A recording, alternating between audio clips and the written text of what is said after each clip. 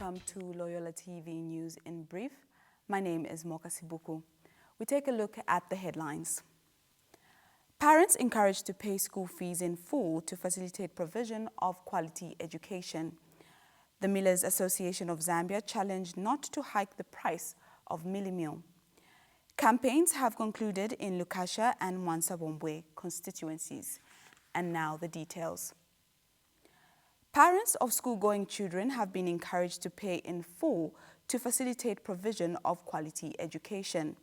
The Ministry of General Education says in cases where parents or guardians have genuinely financial challenges, schools should engage them to agree on a payment plan.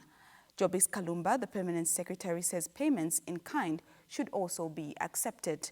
But a cross-section of people spoken to have told Loyola News that the current economic situation makes it hard to pay for school fees. President amaskuluzi y'abaana nomba palife obwafya bumo obwafya ture ilishanya business ili too slow so tatuishibe n'abaana nangu bengabwerera ku maskulu tatukwete no kwa kufumya indalama eko abana bengabwerera ku skulu kaili bakitakwati batupumikishya first bana wapunzireko mahala wakateka watu watumvereko chifundo bana wapunzireko mahala wakapunzirako mahala first nice manje tsakireko ndrama manje zo walipirira. So since katipase for 1 month or ngatika 2 months nziwa pakwenze corona vintu vinabwa vuta mani pepa kokutiva tikandizireko ise tilibe ndalama business kunalibe manje olobana bamenewo bazaenda bwanji kusukulu ndalama tezaicho sakuti pakupeza kwenali coronavirus so ise ndama sitingalipire yofunika temu isilile kapena tikalipire kapena ni mu December. With the school calendar disrupted for 6 months by COVID-19 restrictions, learners in non-examination classes will only progress to the next grade on March 29th next year. Term 2 for non-examination classes, which will start next week, will run until December 4th, while the third will begin on January 4th, 2021. While the move to reopen schools, which were indefinitely closed due to the coronavirus pandemic, has been welcomed by members of the public, community schools may have difficulties meeting the set requirements for reopening due to the limited resources.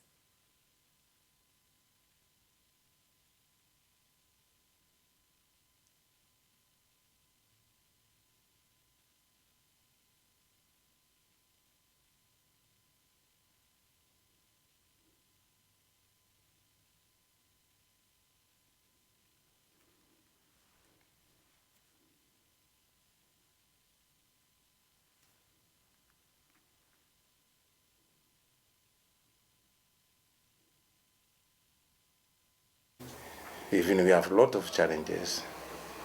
Sometimes we have not enough masks because the total people that we have here, we have 279 pupils from preschool to grade 7. Yes, we are going to resume classes from 21st with all challenges and difficulties we have. We have to sacrifice ourselves because I've talked to my teachers. Even if we don't have food, no what, but we have to assist the orphans and less privileges in this society, this community. And if you say, no, let us close because no, you don't have all the facilities or what we all need, meaning our pupils from this community, we're going to suffer more. In the midst of the many challenges, Parker Community School, which caters for 279 pupils, says classes will resume on September 21st due to fear of disturbing the academic calendar. Zambia Federation of Disability Organization has expressed concern over the poor implementation of policies concerning inclusion of persons with disabilities.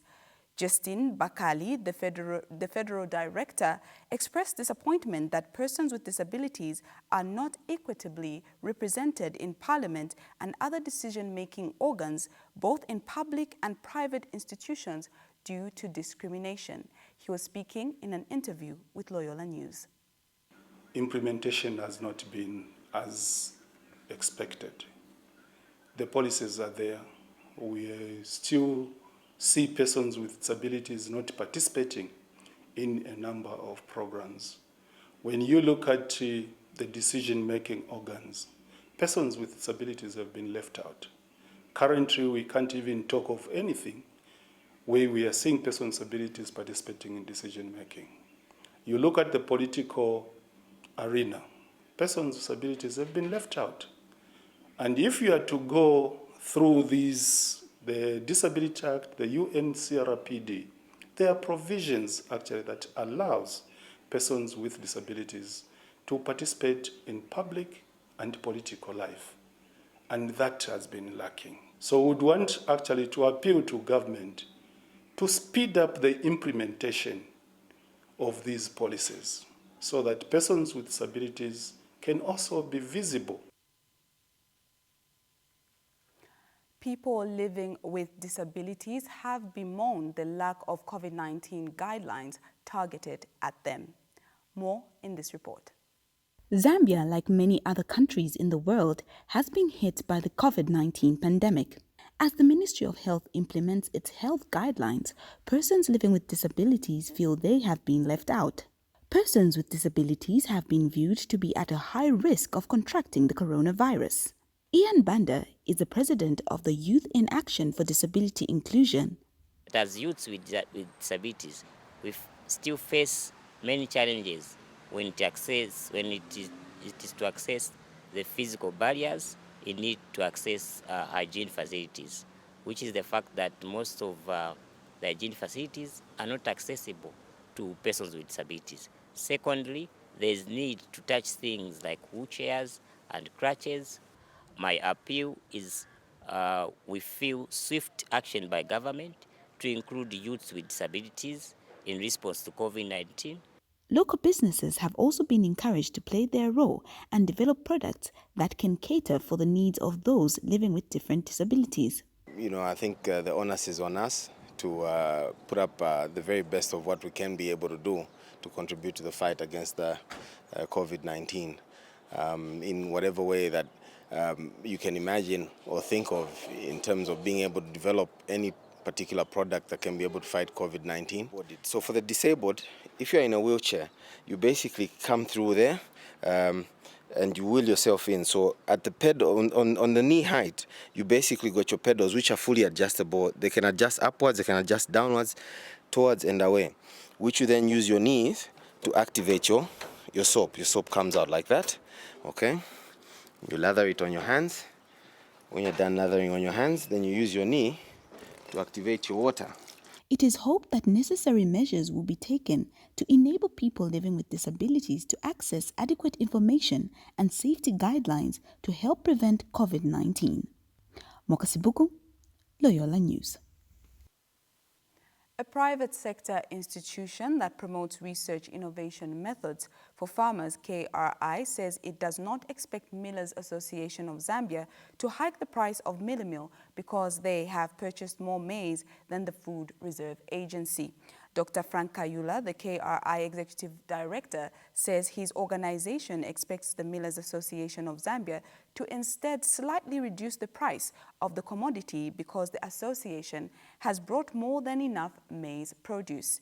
Dr. Kayula says increasing the price of millet meal would adversely affect Zambians who are already struggling with the economy. We don't expect damages, for example, because we know that Millers Association of Zambia will maintain the prices that are ruling now, or maybe even slightly reduce because they have already bought the quantities that they want over and above what FRA has bought, unless they collude. Unless they sit together and say, no, because we have more maize, let's press it up, put the prices up there, because the ones who regulate meal prices now do not have sufficient, let's go and make a queue. If they do that, they are lost. CPC should come in and say, hey guys, you are colluding and it is wrong, and they should be punished. But if it goes normally, I know my brother Chintala there is a chair. He is also patriotic. The group, I am most sure that they are patriotic. They should not be increasing prices of milli just to kill the Zambian.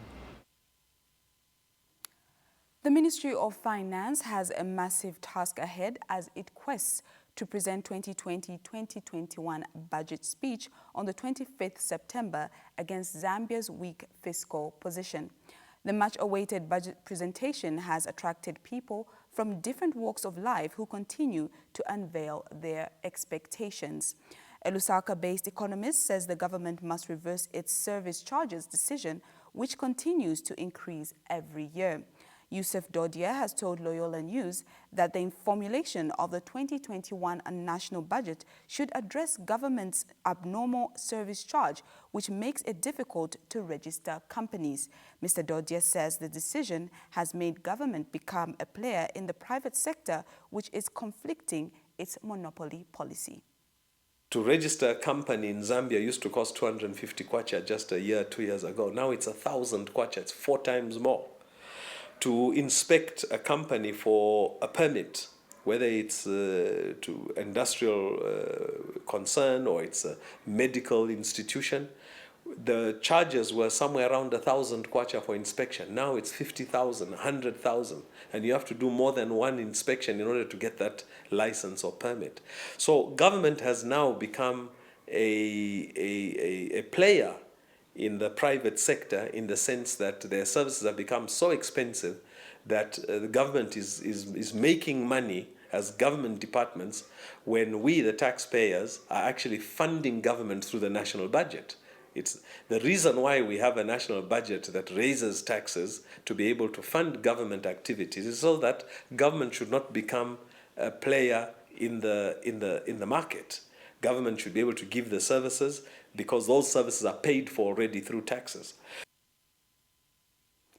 Campaigns have concluded in Lukasha and Mwansa-Wombwe constituencies, and candidates participating in the parliamentary by-elections have expressed optimism of scooping the seats. 6 political parties are participating in the Lukasha elections, namely Patriotic Front, Movement for Multi-Party Democracy, United Party for National Development, People's Alliance for Change, United Prosperous and Peaceful Zambia, and the Leadership Movement.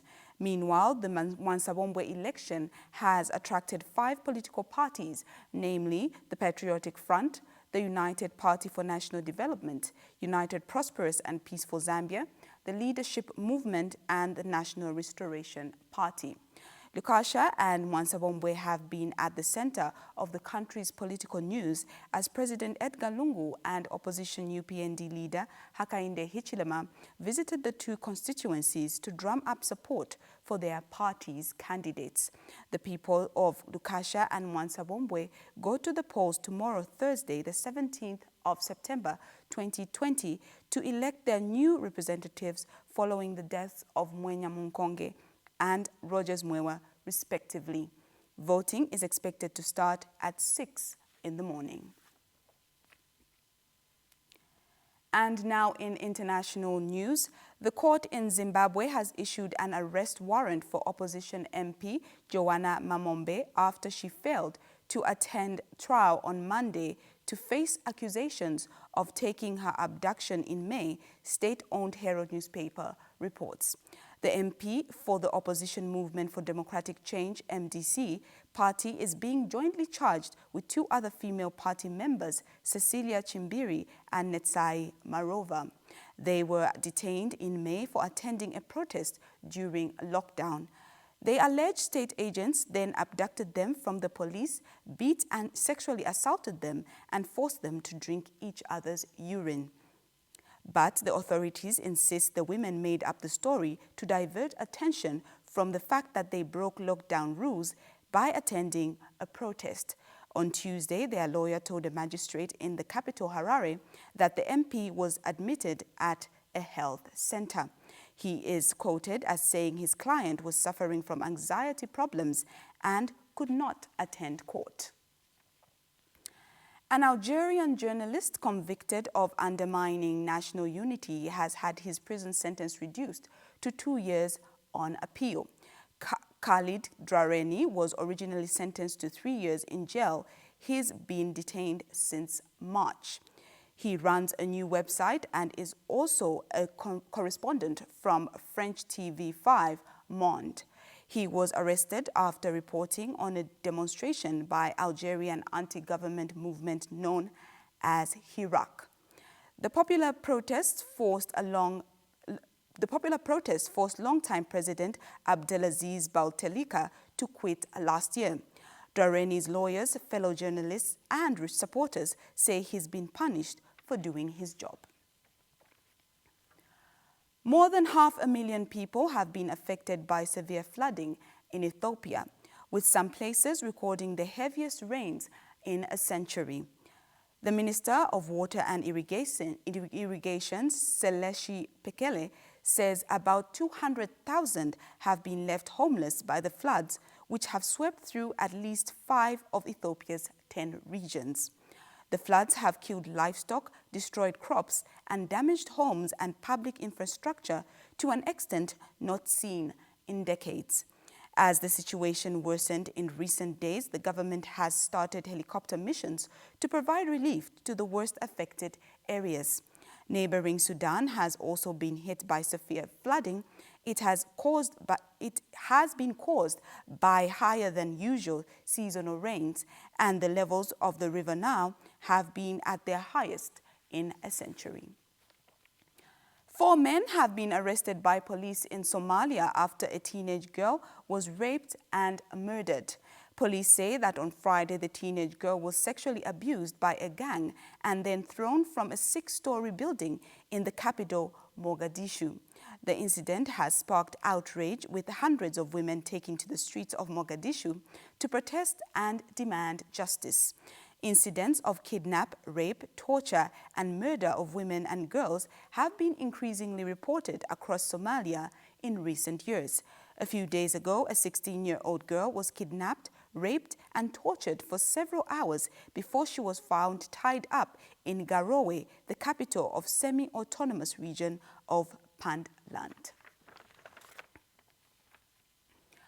U.S. President Donald Trump has hailed the dawn of a new Middle East amid Israel's landmark deals with the United Arab Emirates and Bahrain.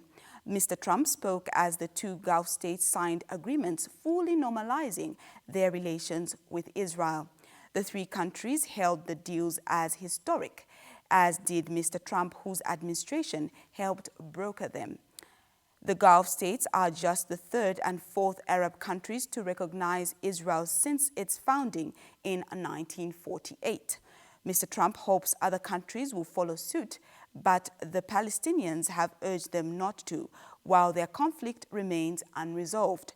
For decades, most Arab states have boycotted Israel, insisting they would only establish ties after Israel's dispute with the Palestinians was settled.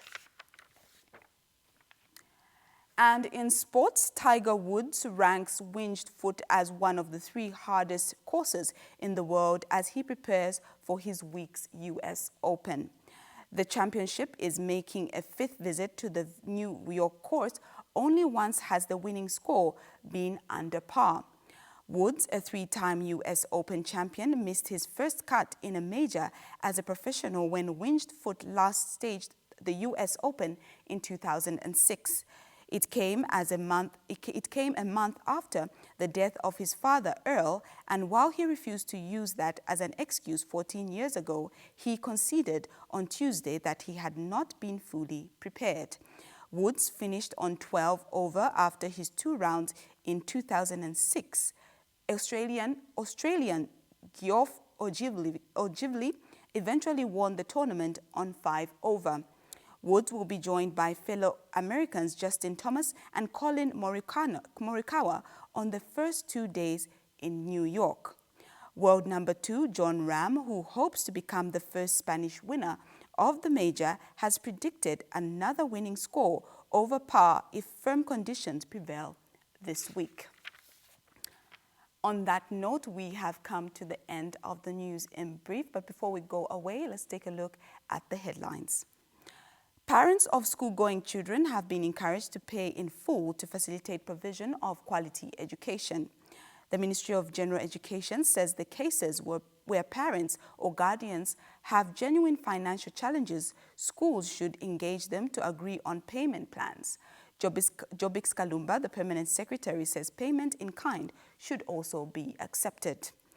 A private sector institution that promotes research innovation methods for farmers, KRI, says it does not expect the Millers Association of Zambia to hike the price of Miller Meal because they have purchased more maize than the Food Reserve Agency. Dr. Frank Kayula, the KRI Executive Director, says his organization expects Millers Association of Zambia to instead slightly reduce the price of the commodity because the association has bought more than enough maize produce. Campaigns have concluded in Lukasha and Mwansa-Wombwe constituencies, and candidates participating in the parliamentary by-elections have expressed optimism of scooping the seats. Voting starts at 6 tomorrow morning. Well, on that note, we come to the end of the Loyola TV News in Brief. Do stay tuned, and on behalf of our production team and the news crew, it's goodbye and God bless.